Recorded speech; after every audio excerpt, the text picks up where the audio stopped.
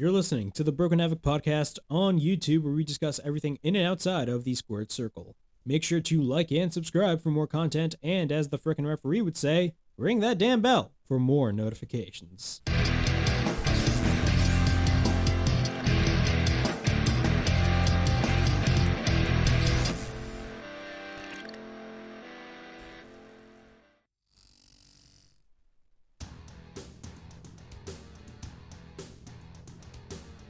What's up, everybody? It is Broken Havoc here, right here on the Broken Havoc podcast, here with New Shock episode 9. Overall, we got a lot of news to talk about. Of course, the big news, that being Triple H is retiring from in-ring competition.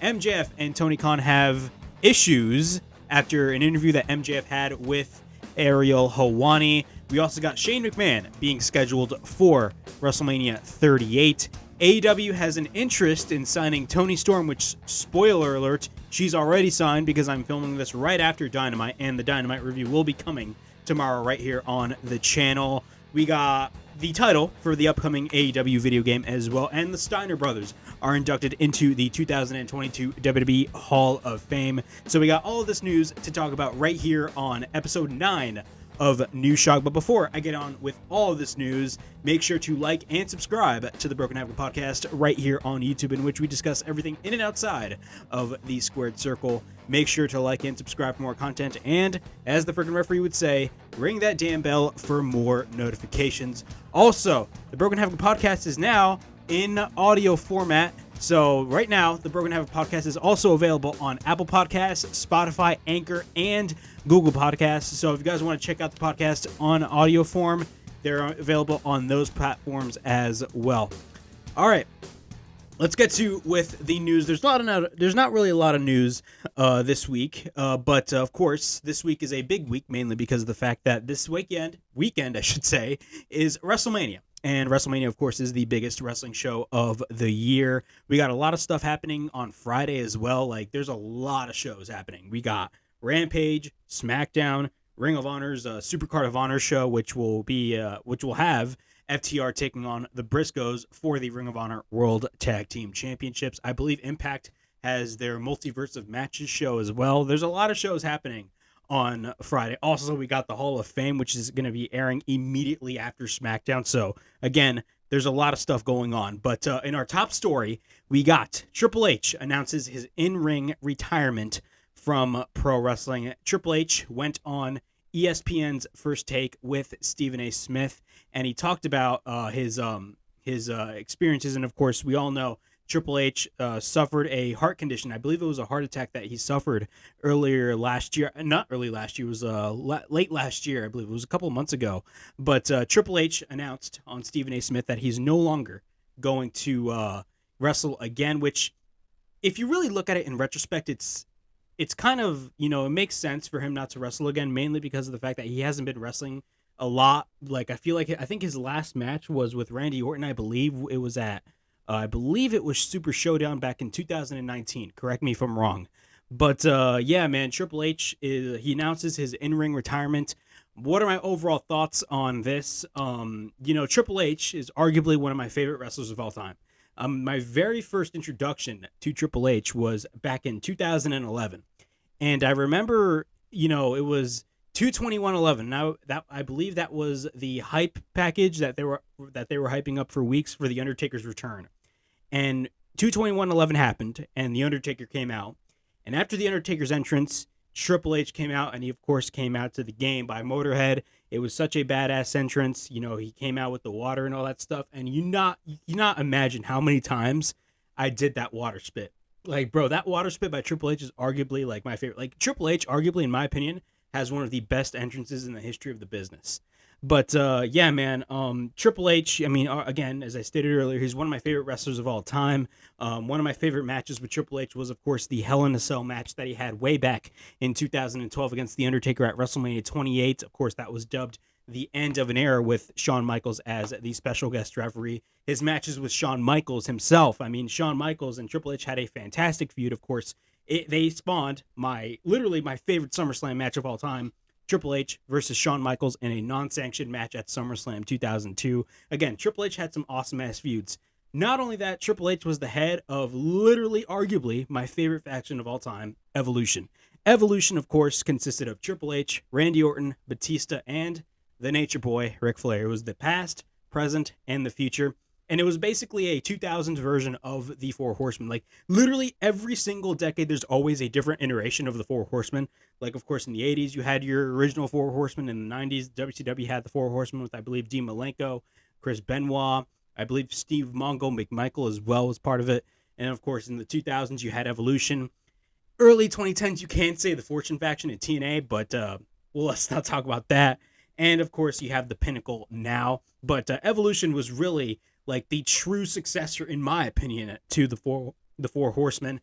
And, of course, that led to Batista having 3 matches with Triple H, of course, where he went over in all 3 of them.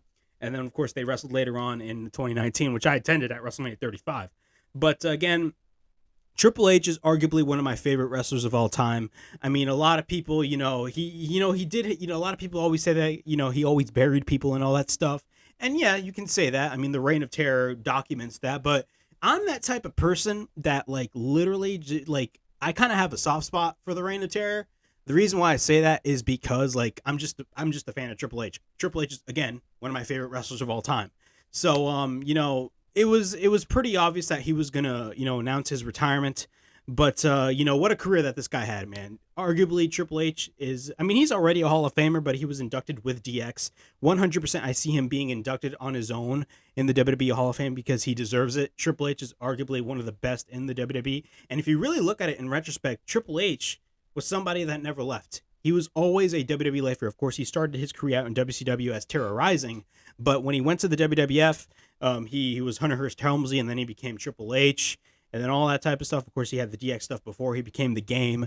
But, I mean, Triple H, if you really look at it in retrospect, he was a WWE lifer. And really, a lot of people, when they think of Triple H, they think of the black and gold NXT. And that guy legit made it a success. So, my thoughts on Triple H announcing his retirement, really, right now, for me, as a fan, the number one priority when it comes to Triple H is his health. And it has to be his health. Hopefully he can come back to work and do what he does best, and that is mold the future. Now, granted, WWE revamped his entire creation of NXT. Well, he didn't create NXT, but he made it into his baby, and NXT was really his baby. But WWE, if you really look at it, they completely slaughtered it.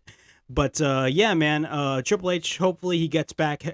Hopefully he comes back healthy and gets back to working and, working a lot on molding talent and, building new stars. Because, like, that's what Triple H does best. He knows how to build stars.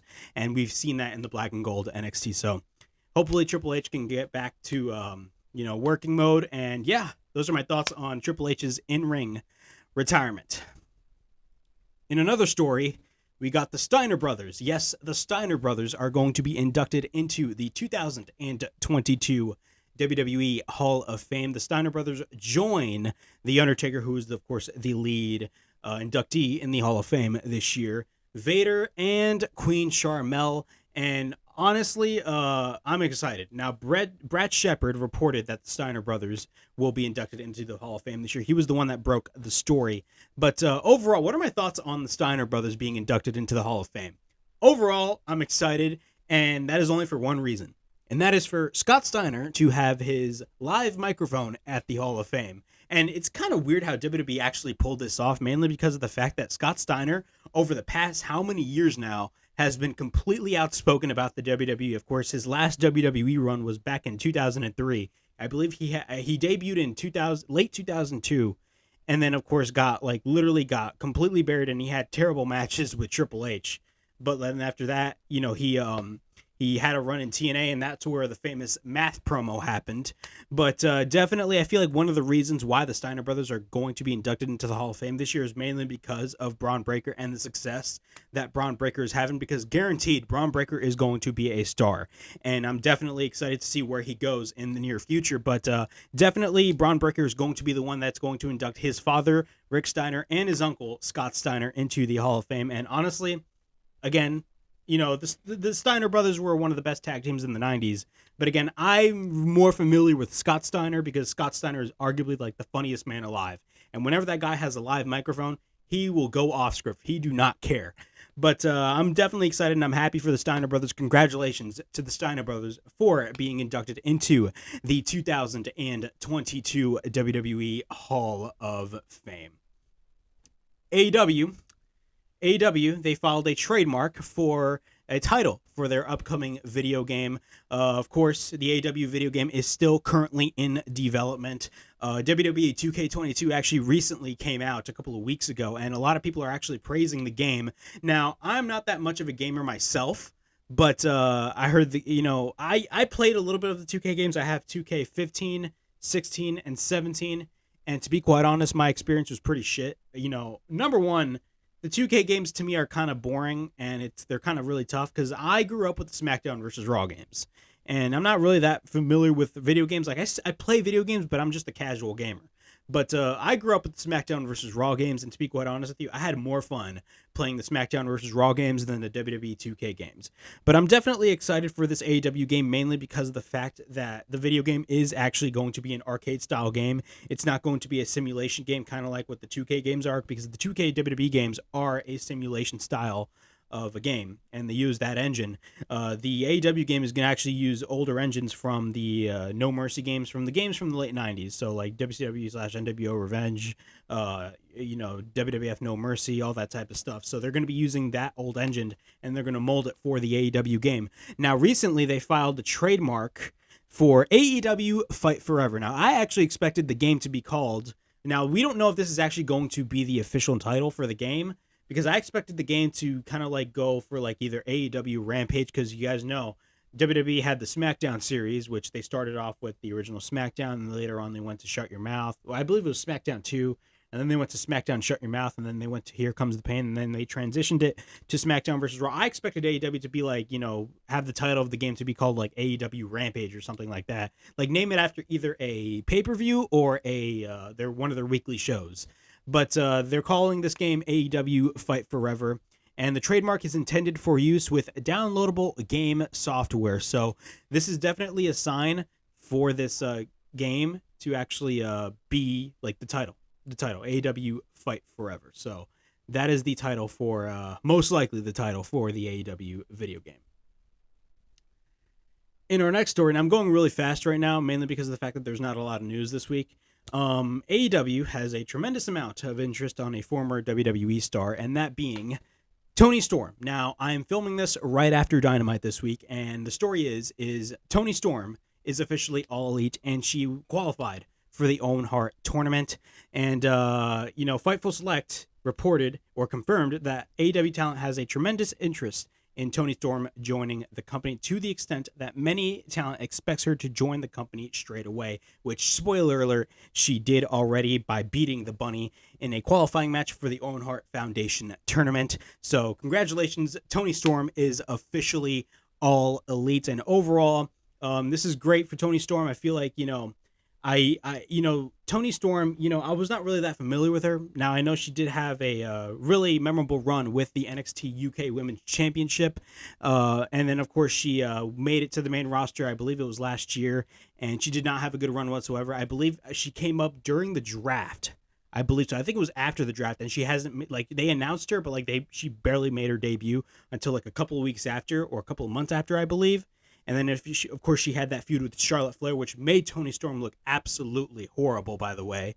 And, she then after that, I believe she walked out and she got fired. So, what are my thoughts on Toni Storm signing with the WWE? I'm happy for her. To be quite honest with you, I feel like, she definitely is a star in the making, and she can be a big star, and I feel like AEW is the perfect platform for her. I do believe that right now AEW has the best women's division in all of wrestling right now. The WWE main roster women's division is absolutely atrocious, to be quite honest with you. It's just not good whatsoever. The AEW women's division right now, in my opinion, although there is a little bit of room right there for improvement, I do believe that they have the best women's division right now in the world. All right, so yeah, Toni Storm is All Elite.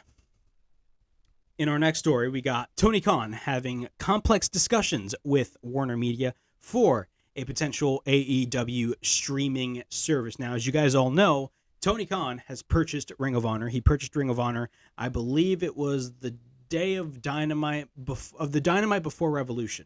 It was the week before Revolution, and of course, Tony Khan made the announcement that he had purchased Ring of Honor. And after the announcement was made that when he purchased the acquisition, there was a lot of discussion about, streaming, mainly because of the fact that Ring of Honor has a tape library worth 20 years.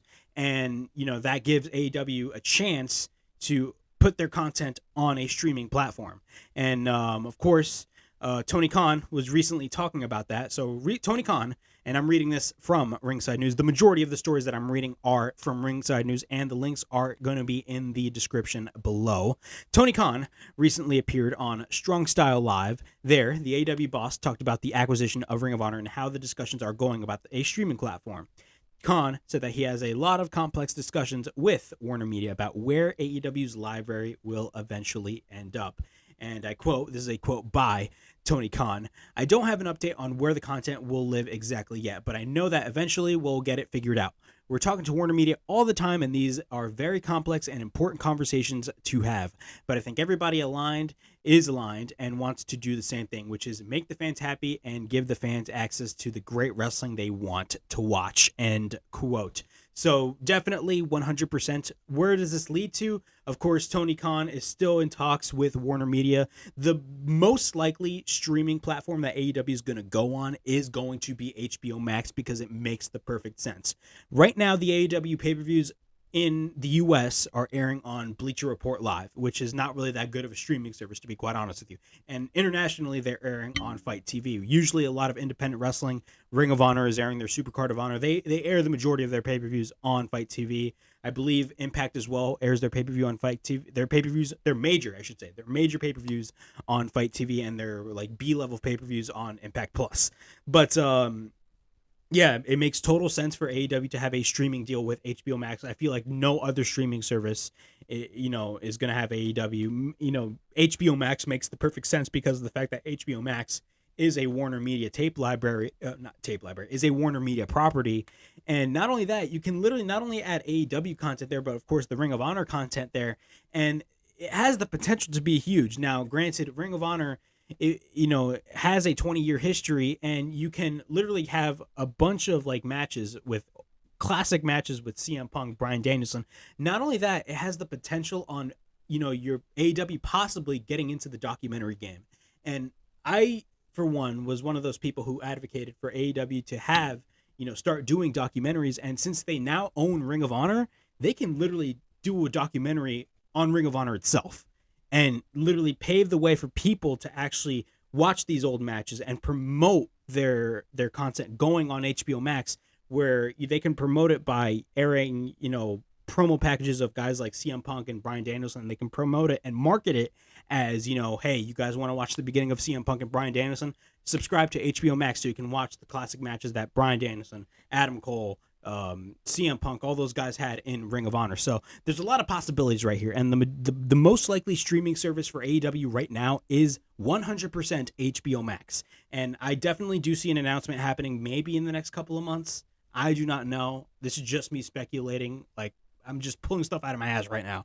But again, it makes, for me, it makes perfect sense that the streaming service is going to be HBO Max. All right, and that's that. Shane McMahon. Yes, Shane McMahon is scheduled for WrestleMania 30, as you guys know already. If you guys don't know, I do not know why. If you guys do not know, Shane McMahon was let go by the WWE mainly because of the fact that he wanted to put himself over during the Royal Rumble. Now, right now, there's rumors and there's speculation right now that he is scheduled for WrestleMania in Dallas. Yes. So, according to PW Insider, multiple sources have confirmed that McMahon will be in attendance for the entirety of WrestleMania weekend, but it isn't clear if he will have any role on the show himself. I'm reading this from BleacherReport.com. McMahon hasn't been seen on WWE programming since the surprise entrant in the Men's Royal Rumble match in January. After his appearance in the Rumble, several reports surfaced regarding backstage issues involving Shane O'Mac. Dave Meltzer of the Wrestling Observer Radio reported that McMahon had been scheduled to compete in the Elimination Chamber match for the WWE title and then at WrestleMania in a match against Seth Rollins. WWE reportedly reversed course due to heat on McMahon for the way he handled producing the men's Royal Rumble match. And if plans are back for McMahon to appear at WrestleMania, there is some thought that he could still face Rollins. So, yeah, that was the report by Bleacher Report. And, of course, the original source was PW Insider. So, what are my thoughts on this? Okay. There's a lot of speculation right now that Shane McMahon is possibly going to be the opponent for Seth Rollins. And if that is the case, it is going to be an absolute failure. The reason why I say that is because of the fact that right now, Seth Rollins, if they're bringing, if you're talking about interest for a match at WrestleMania, it's Seth Rollins' mystery opponent. And Seth Rollins, of course, the mystery opponent is most likely going to be Cody Rhodes. We all know Cody Rhodes is already signed to the WWE, so it'd be pretty obvious that Cody Rhodes' first match would be against Seth Rollins. But what if WWE actually did Seth Rollins versus Shane O'Mac? I'd be absolutely disappointed, and Twitter would literally be so pissed off that they would literally boycott the show. And I'm being 100% honest with you right now. And honestly, if they are bringing in Shane McMahon to face Seth Rollins, if he is the actual opponent, I'm just going to be so angry. And you're going to see a rant on my WrestleMania review. But to me, I think it's really dumb and it's really stupid considering the fact that, they want to bring, Shane McMahon back after they fired him, after he had a bunch of issues going on. But still, we do not know if he's going to be on the WrestleMania card. Hopefully he's not, and he's not going to face Seth Rollins. It's definitely going to be Cody Rhodes. And, that's that. It has to be Cody Rhodes, and nonetheless, if it's somebody other than Cody Rhodes, the match that Seth Rollins is going to have is going to be an instant failure. Period. All right. MJF and Tony Khan had issues after an interview that MJF had with Ariel Helwani, and apparently those issues are settled. So, AEW had MJF. Of course, MJF right now is one of AEW's biggest up-and-coming stars. Of course, this dude is going to be winning the World Championship later this year, guaranteed. So, Fightful first reported on Monday that Khan and MJF talked this past weekend about the hour-long interview that MJF did with Ariel Helwani. I'm reading this from F4W Online. And I saw a little bit, or the majority of the interview with MJF with Ariel Helwani. And honestly, I had no problem with it whatsoever. Absolutely no problem whatsoever. I actually enjoyed what I watched. MJF put over NXT 2.0, which you guys know he was trolling, by the way. So I'm going back to the report here. The issue centered around the young star not getting the interview cleared with AEW PR first. Dave Meltzer right now is reporting that the story is true, but that there is no fight and there was no fight and any issues regarding it have been settled. In the interview, MJF confirmed that his contract is up January 1st, 2024, and that he wouldn't consider re-signing with AEW earlier than unless the money was absolutely astronomical. He has previously talked in promos about becoming the industry's highest paid wrestler and hasn't shield away from wanting a reportedly interested WWE and their two interested network partners in driving up the price. During the interview, MJF wouldn't talk about any WWE overtures, but did say that the price they talked to him when he was 22 years old, and that both he and Bruce Pritchard were mutual admirers from his MLW days. So I'm reading this from F4W Online, and of course Dave Meltzer was the one that reported this. So what are my thoughts on this? Now, a lot of people are saying this was a work, and I see that being the case mainly because of the fact that MJF, I totally get the story being real on Tony Khan being pissed off at MJF for not getting cleared from the PR team before he went on to this interview. I totally get that. And if you were Tony Khan, I definitely understand that. But at the same time, MJF has been saying the same stuff that he said on the Ariel Helwani interview on Dynamite these past couple of months. He constantly talked about the bidding war of 2024, which is very real, ladies and gentlemen. The bidding war of 2024 is 100% real. Not only for MJF, but for television rights deals, okay? But still, this whole thing, will this lead to MJF possibly going to the WWE? Honestly, we do not know yet. We honestly do not know yet. We have like a year and a half left in MJF's current deal with AEW. And of course, as he stated in the Ariel Helwani interview, his deal expires January 1st, 2024. But, again, this is not going to affect MJF creatively whatsoever. 100% MJF is still slated to win that world title because he's 100% going to win the world championship. Right now, CM Punk is on the line for the AW world title, and he's definitely going to win it, but the guy to take the belt from CM Punk is going to be MJF, and MJF is going to be having a run of a lifetime, and they're going to, MJF is going to be paid a whole lot of money wherever he signs to January 1st, 2024. Damn well this guy is going to get paid a lot of money. So right now, MJF is in a good place, and of course, as the report stated, these issues have already settled, so there's no current problems whatsoever. All right. Now, we're going to be talking about ratings. So, Raw did, let me pull up the ratings, put right here. Raw did 1.770 million viewers last week. So, last week, and they did a 0.50 in the 18 to 49 demographic. Overall, I thought Raw was, to be quite honest with you, it was kind of a lackluster show. I mean, again, everybody was only caring about, Seth Rollins and who his opponent is going to be. Of course, he had him facing off against AJ Styles, and if AJ Styles lost, he would have lost his stipulation to, he would have lost his match to Edge, and it would have been Seth Rollins versus Edge at WrestleMania, which, if you really look at it in retrospect, it was kind of a stupid stipulation, but of course, this match was made only for Seth Rollins to lose, to have a mystery opponent right now at WrestleMania, and also had the hilarious Kevin Owens impersonation of Stone Cold Steve Austin. AEW Dynamite last week drew 1.046 million viewers, so they're back in the million range.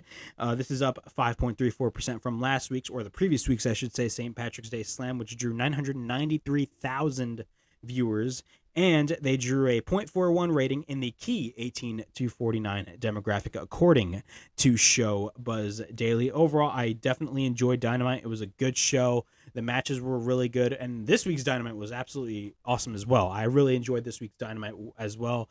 But I'm glad to see AEW back in the million range. They're definitely gaining viewership every single week. It's kind of weird when it comes to Dynamite, mainly because of the fact that, AEW goes up and down when it comes to the ratings, especially for Dynamite. But it's great to see AEW back in the million range, and hopefully this week they get back on the million range as well, mainly because of the fact that this week's Dynamite was absolutely insane and amazing and off the charts. I absolutely enjoyed this week's episode of Dynamite.